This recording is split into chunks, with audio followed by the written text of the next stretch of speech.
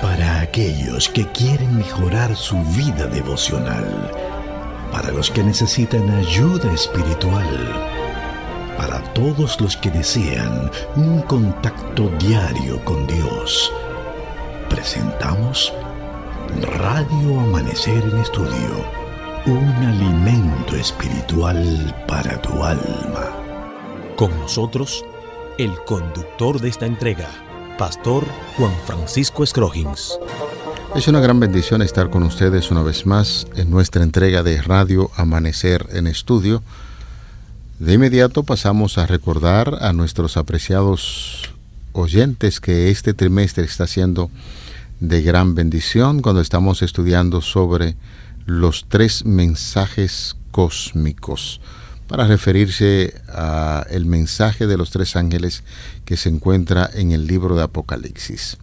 La lección de esta semana lleva como título La buena noticia del juicio, y el pasaje de la Biblia que nos está sirviendo de fundamento, muy conocido, Apocalipsis 14:7, decía a gran voz: teman a Dios y denle gloria, porque ha llegado la hora de su juicio, y adoren el que hizo el cielo y la tierra, el mar y las fuentes de las aguas. Reiteramos la cita, Apocalipsis capítulo 14, versículo 7. Avanzamos en esta semana. Para este día estaremos compartiendo una escena magnífica. Es el tema que estaremos abordando en el día de hoy.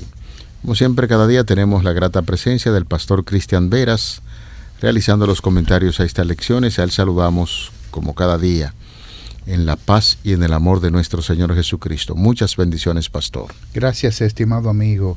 Shalom, que la paz del Señor esté contigo. Amén, amén. Muchísimas gracias. Amén. Shalom para ustedes, amigos y hermanos que sintonizan Radio Amanecer Internacional, la voz de la esperanza. Este día estamos de pie por la gracia del Señor y vamos a darle gracias también a Él porque nos permite poder estarlo. Oramos en el nombre de Jesús. Querido Padre, gracias, infinitas gracias, porque nos permites levantarnos, estar de pie en salud, tanto nosotros como nuestra familia. Has cuidado de nuestras esposas, esposos, nuestros hijos, toda la familia. ¡Qué bendición! Te alabamos y te glorificamos por esto.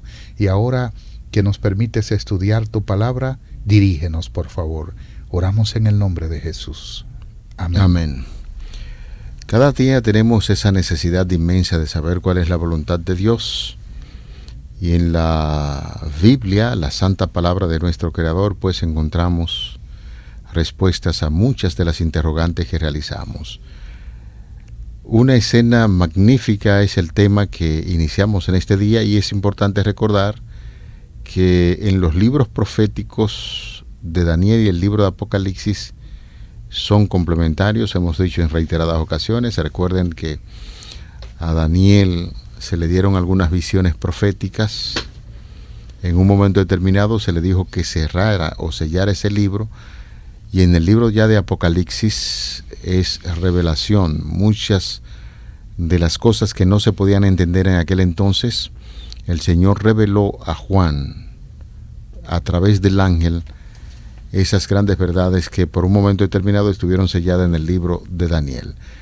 Daniel y Apocalipsis son complementarios y nos señalan los acontecimientos que se van a desarrollar en los últimos días de la historia de la humanidad, y el libro de Apocalipsis anuncia que la hora de su juicio ha llegado, y el libro de Daniel revela cuándo comenzó el juicio. Es importante este texto de inicio porque nos está hablando de pasado.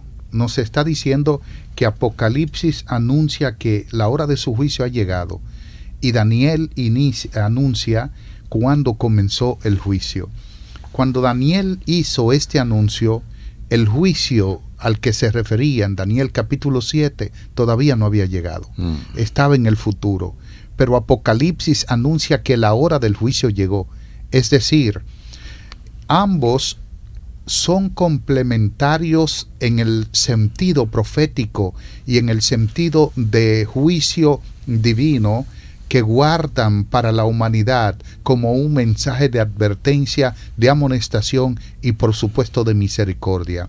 Hay 4 juicios cósmicos. 4.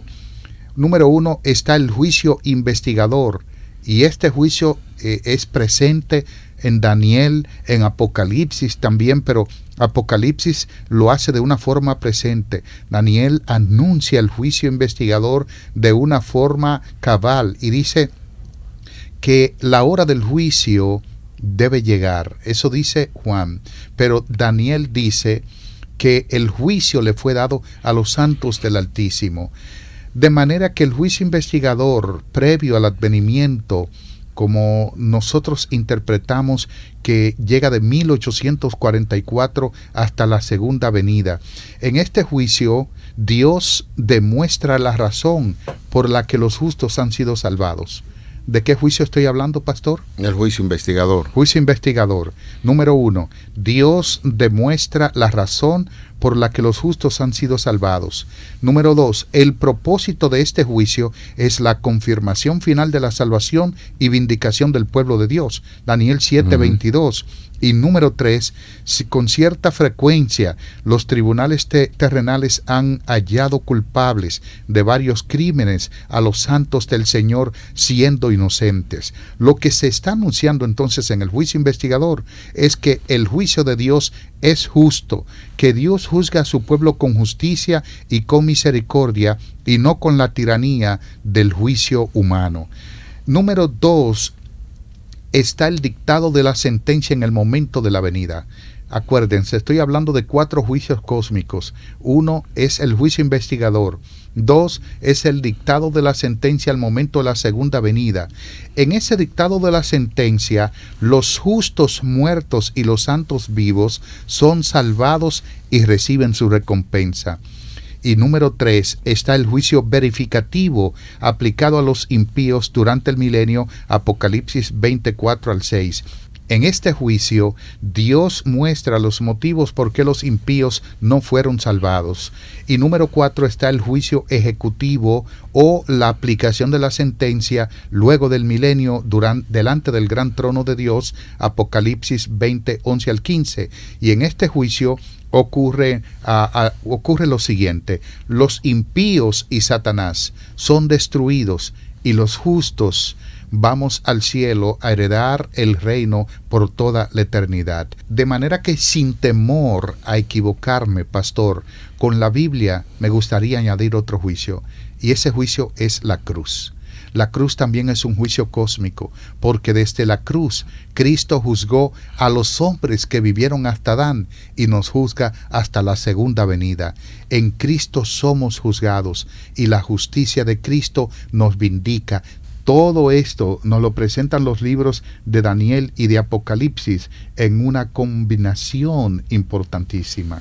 Destacar, pastor, en reiteradas ocasiones lo hemos dicho, que aunque usted habló de hasta 5 juicios, lo importante eso es que todo está englobado en lo que se conoce en la palabra de Dios como el gran juicio de Dios o el juicio investigador, que se da por fases. Importantísimo esto recordarlo. Hay que entender que el libro de Daniel en el capítulo 7, por ejemplo, en el capítulo 7, que ha sido históricamente muy bien estudiado porque revela la historia del mundo, Dios precisamente hizo reconocer al profeta lo que iba a acontecer históricamente en el mundo. Las naciones surgen y caen, poderes perseguidores oprimen al pueblo de Dios, es lo que vemos ahí en Daniel 7. Se hace una descripción del reinado de Babilonia, que es sustituido por el reino Medo-Persia, luego viene el reino de Grecia, y luego se establece Roma. La designación del Imperio Romano y lo que es la persecución de la Iglesia durante ese periodo que fue estudiado ya aquí, 1260 días, estableciendo el principio de años por días, que se describe en el libro de Daniel capítulo 7, verso 25, y por supuesto, como estamos hablando de que Daniel y Apocalipsis son complementos, esa declaración de Daniel 7:25 podemos verla también en Apocalipsis capítulo 12, verso 14. Apreciado amigo, querido oyente, Dios llama la atención de Daniel a un glorioso acontecimiento celestial que pondrá todas las cosas en su sitio, y la atención del profeta se dirige desde el surgimiento y la caída de las naciones y los poderes opresivos de la tierra hasta el trono del universo y el juicio final de Dios, que hemos estado insistiendo en esto, cuando el Señor va a corregir todo mal y establecerá su reino eterno de justicia. Y es de ahí que Dios lleva a Daniel en visión profética desde el caos y el conflicto de la tierra hasta las glorias del santuario celestial y el trono de la Corte Suprema del universo, donde Cristo, el gobernante legítimo de este mundo, va a recibir de su Padre lo que es el reino que era legítimamente suyo. Nosotros podemos ver que en Daniel capítulo 7 presenta tronos. Note lo que dice: estuve mirando, Daniel 7, 9 y siguientes. Estuve mirando hasta que fueron puestos tronos. ¿Los tronos para qué son, pastor? Para sentarse un rey. Notemos eso. Y entonces, ¿por qué nos habla de juicio si es un rey? Lo que ocurre es que en el antiguo, ya en el mundo antiguo, no solo en Israel, sino en el Oriente Medio, Oriente Lejano, en todos esos lugares en el mundo antiguo, los reyes juzgaban. Había dos lugares para juzgar. Número uno, los ancianos en la puerta de la ciudad juzgaban los asuntos de menos importancia. De ahí es que Job escribe que él se sentaba con los ancianos en la puerta de la ciudad, lo que nos está diciendo que era un juez. Era una persona importante, era un anciano de la ciudad donde él vivía, y que el concepto de ancianos se aplicaba para sus días también. Así que los ancianos juzgaban los asuntos de menos importancia en la puerta de la ciudad. Y número dos, cuando eran elementos de mayor peso, venían a la presencia del rey. El rey los juzgaba. El rey que está sentado en su trono juzga y decreta ya sea vida o muerte. Por lo general, en esa sentencia del rey había absolución o muerte, por lo general, naturalmente. De manera que cuando Daniel ve a Cristo sentado en ese trono, es un juicio que determina vida o muerte. Vida para aquellos que acepten a Jesús y muerte para los que no lo acepten. Por eso dice: estuve mirando hasta que fueron puestos tronos, y se sentó un anciano de días, cuyo vestido era blanco como la nieve y el pelo de su cabeza como lana limpia. Pastor, ¿quién es ese personaje que está en el juicio? En ese juicio encontramos al Padre. Y usted me dice que es el Padre porque era un anciano de días y porque tenía cabello blanco. Porque encontramos que el Hijo se presenta delante de ese anciano. En este caso, Jesucristo va delante de su Padre, y de ahí uno deduce que el anciano de día no es porque tenga la cabeza blanca ni nada por el estilo, quizás utilizando una forma como el ser humano podría entender el libro de Daniel, pero ciertamente esas son figuras para referirse a Dios. Excelente, pastor, excelente. Ahí sin duda alguna es el Padre, sin duda alguna. Y como usted bien dijo, no necesariamente porque presenta ahí al Padre con cabello blanco es el Padre, porque Cristo y el Padre no tienen ni principio ni fin, son coeternos. Lo que Daniel, como usted bien apuntaba, está presentando a Cristo en un término humano, el anciano como para distinguirlo humanamente, que es el Padre, y luego el Hijo viene donde está el Padre. En Juan capítulo 5 dice que el Padre a nadie juzga, sino que todo juicio se lo ha dado al Hijo. Claro. Lo que Daniel está presentando es esto. Y miren lo que dice el versículo 10. Un río de fuego procedía y salía de delante de él. Millares de millares le servían y millones de millones asistían delante de él. El juez se sentó y los libros fueron abiertos. Daniel está viendo la escena del juicio final. Sí. Todo el mundo será juzgado. Toda rodilla confesará que los juicios de Dios son verdaderos. No quedará un solo ser humano sin ser juzgado en esta vida. De manera, mis amigos, que el juicio es un tema bíblico y que nos dice que todos nosotros seremos juzgados por lo que hayamos hecho, sea bueno o sea malo. Eclesiastés 12:14. Perfecto. El versículo 13, pastor, habla de lo que ya habíamos dicho sobre la llegada del Hijo. Miraba yo en la visión de la noche, y aquí con las nubes del cielo venía como un hijo de hombre. Ese término de hijo de hombre se aplica a Jesucristo, que vino hasta el anciano de días, evidentemente para referirse al Padre, y le hicieron acercarse delante de él. De ahí que el énfasis que estamos haciendo sobre esa relación que hay entre el Padre, el Hijo. Y si hay algo que debe llamarnos también la atención, pastor, no sé si quiere referirse también a esto, cuando dice que los libros fueron abiertos. Hace un momentito, pues usted dice, aquí a Daniel se le reveló lo que es un escenario, un cuadro de juicio. Y es cierto, además de eso, los libros que fueron abiertos, cuando se habla de algún registro de algún libro, es para revisar las cosas que se escribieron en esos libros. Así es.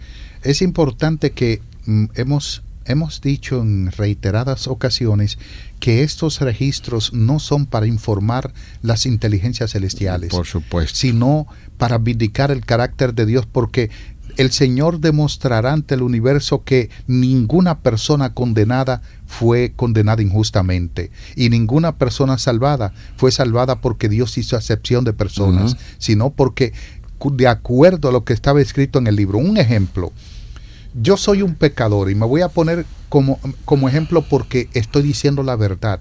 Yo soy un vil pecador, y si la gente me parte por la mitad y ve quién soy, se va a dar cuenta que no sirvo. De hecho, perdónenme, pero eso somos todos los seres humanos. Así que yo le digo al Señor: yo no sirvo, Señor. Por favor, cámbiame, transfórmame. Lo que hizo David. Crea en mí, oh Dios, un corazón nuevo. Renueva un espíritu recto dentro de mí. David no solo pidió por el perdón de sus pecados, pidió por un cambio, una transformación en su vida. Entonces el Señor me cambia. Cuando venga el momento y el Señor me pone a descansar y yo soy sellado, cuando venga el momento de mi juicio, Él dirá: Cristian se arrepintió y yo lo perdoné. Y esa es la prerrogativa de Cristo. A eso vino, para perdonar nuestros pecados por el mérito de su sangre divina. De manera, pastor, que cuando dice: miraba yo en la visión de la noche, y aquí que con las nubes del cielo venía uno como un hijo de hombre, que vino hasta donde está el anciano de días, y le hicieron acercarse delante de él. Este texto es riquísimo. ¿Por qué? Porque Cristo viene aquí al juicio como un hijo del hombre. Notemos que Juan, el capítulo 5, dice que el Padre le dio el juicio al Hijo. ¿Quién es el juez? Es Cristo. Aquí el juez es el Padre, pero en el juicio final, Cristo es el juez. ¿Quién le dio la facultad para juzgar? Aquí lo presenta, que Él vino hasta donde estaba el Padre, y se le dio la facultad de juzgar. Y miren el 14, y le fue dado, ¿qué cosa, pastor? Versículo 14, allí se nos enseña, dice que le fue dado dominio, Número gloria y reino. Tres elementos importantes. Gloria y ¿qué cosa? Y reino para todos los pueblos, naciones y lenguas le sirvieran. Este es el cumplimiento del Salmo 2. Cuando Dios decreta que ha puesto a su rey, ha puesto a su ungido sobre el monte Sión. Este es el cumplimiento. Y noten, naciones, lenguas le sirvieran. Su dominio es dominio eterno que nunca pasará, y su reino uno que nunca será destruido. Nuestros pioneros adventistas interpretaron esto como la segunda venida de Cristo. En Mateo 24:36 dice que el día y la hora de su venida no lo sabe nadie. Sin embargo, ellos interpretaron que era este momento, pero más tarde se dieron cuenta que no era la segunda venida, sino que era que Cristo venía del lugar santo al lugar santísimo a hacer propiciación por su pueblo y a borrar sus pecados. Interesante cómo es bueno ir estudiando la palabra de Dios y comparando pasajes de la Biblia con el otro, así como lo hacían nuestros pioneros y personas que querían llegar a la verdad. Pastor, sencillamente quisiéramos ya comentar los versículos 26 y 27 de Daniel 7, que es una de las tareas que tenemos por delante. Pero se sentará el juez y le quitarán su dominio para que sea destruido y arruinado hasta el fin. En ese texto nosotros podemos ver algo importante. Si vamos al versículo 25, que es parte del mismo texto, dice, y hablará palabras contra el Altísimo. ¿Quién es ese, pastor? El cuerno pequeño. El anticristo o el antimesías, así es. El cuerno pequeño hablará palabras contra el Altísimo, y a los santos del Altísimo quebrantará, y pensará en cambiar los tiempos y la ley, y serán entregados en su mano hasta tiempos y medio tiempo. Esto es lo que estudiamos en la guía de estudio el día de ayer, los 1260 años. Este es el mismo periodo. Está hablando del cuerno pequeño, del sistema papal, que desde el 538 a 1798 asoló al pueblo de Dios, habló palabras contra el Altísimo. ¿Cómo puede una persona hablar palabras contra el Altísimo? ¿Le duele a Dios cuando un sistema político religioso como el sistema papal habla palabras contra el Altísimo? ¿A qué se refiere? ¿Es otra cosa? Sí, se está refiriendo a la sustitución de la mediación de Cristo en el santuario celestial. Cuando habla palabras contra el Altísimo es cuando dice, yo tengo la facultad de perdonar o retener pecados, que es una prerrogativa divina. Solamente de Dios. Así es. Y entonces lo que dice el versículo 26, pero se sentará el juez y le quitarán su dominio para que sea destruido y arruinado hasta el fin. Note, ese pero es una preposición adversativa. Lo que está ocurriendo por los versículos 25 y anteriores es que el cuerno pequeño está haciendo prácticamente lo que le da su voluntad, y está hablando hasta contra el mismo Dios de suplantar su mediación en el santuario, su ministerio sumo sacerdotal. Entonces dice Daniel, pero quédense tranquilos que Dios no va a dejar eso así, se va a sentar el juez. O sea, el sistema, el cuerno pequeño será juzgado, se le quitará su dominio, y entonces será destruido y arruinado hasta el fin. Eso ocurre en Apocalipsis capítulo 20, dice que el Satanás, la bestia, el dragón y el falso profeta, capítulos 19 y 20, fueron arrojados al lago del fuego. El versículo 27 dice, y que el reino, el dominio y la majestad de los reinos debajo de todo el cielo sea dado al pueblo de los santos del Altísimo, cuyo reino es eterno, y todos los dominios le servirán y obedecerán. Si nosotros notamos, después del juicio viene el reino. Cuando este juicio pase, heredaremos el reino. Entonces Dios nos sentará a cada uno de nosotros en tronos, porque somos reyes con Cristo. Y es una declaración de Éxodo capítulo 19, versículos 5 y 6, que dice, si diereis oídos a mi voz y guardareis mis mandamientos, vosotros seréis mi especial tesoro sobre todos los pueblos, porque mía es toda la tierra. Me seréis un reino de gente santa, real sacerdocio, pueblo adquirido por Dios. De manera, mis amados, que cuando nosotros sepultamos nuestras vidas en Cristo, el Señor, en el juicio que vendrá o que ya está en función, al final de este nos dará el reino como herencia. Amén. Esa declaración, pastor, que acaba de compartir con nosotros, es bueno que los amigos entiendan, sepan, recuerden que está haciendo alusión a 1 de Pedro 2:9, lo que Dios espera de su pueblo.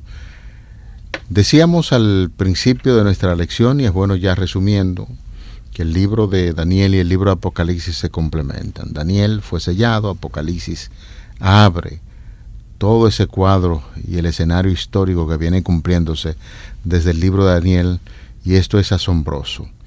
Aquellos que se coloquen bajo el control de Dios para ser guiados por el Señor en estos días finales captarán el paso continuo de los eventos que Él ha dispuesto que ocurran. Debemos ver, señores, en la historia el cumplimiento de la profecía para estudiar las operaciones de la providencia de Dios en los grandes movimientos que se dan en la tierra de reforma y para comprender el progreso de los eventos en el ordenamiento de las naciones para el conflicto final de la gran controversia. Se necesita un estudio mucho más detenido de la palabra de Dios, especialmente el libro de Daniel y Apocalipsis deben recibir una atención como nunca antes. La luz de Daniel, la que éste recibió de Dios, fue dada especialmente para estos días finales, y pronto se cumplirán las predicciones incumplidas del libro de Apocalipsis.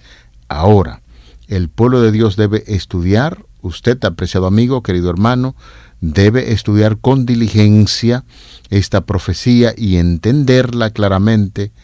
No encubre la verdad, nos advierte con claridad, diciéndonos lo que muy pronto va a suceder y lo que estará sucediendo en el futuro. Por lo tanto, los solemnes mensajes que el Apocalipsis se dieron en su orden deben ocupar el primer lugar en el pensamiento de los hijos de Dios, porque estas profecías se están cumpliendo en nuestros ojos, se cumplirán y tenemos un destino glorioso, por lo que debemos dedicar mucho tiempo y cuidado con atención al libro de Daniel y al libro de Apocalipsis. Una escena magnífica ha sido el título maravilloso de esta lección en este día. ¿Y por qué una escena magnífica? Porque el destino de toda la humanidad se describe en el tribunal. ¿Y por qué una escena magnífica? Porque el destino de toda la humanidad se decide en el tribunal celestial. Y ahora el derecho prevalece, la verdad triunfa, la justicia reina. Esta es una de las escenas más asombrosas del juicio, porque nuestro Señor, vestido de justicia, nos da también la justicia eterna en el trono celestial. Oramos.